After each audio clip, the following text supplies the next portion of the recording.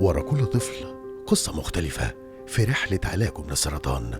وقصة نور كانت مليانة تحديات. نور وأمل بنتين عندهم سرطان في الدم وبياخدوا نفس الكيماوي. أمل خرجت بعد يومين بس من الجرعة، ونور اتحجزت 10 أيام.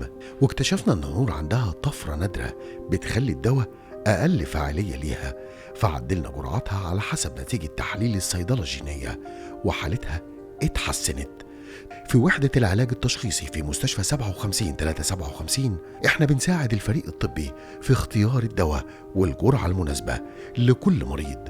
توسيع وحدة العلاج التشخيصي إلى مركز متكامل جوه المستشفى وتزويده بأجهزة مختلفة هيخلي العلاج فعال أكتر وهيزود نسبة الشفاء بإذن الله.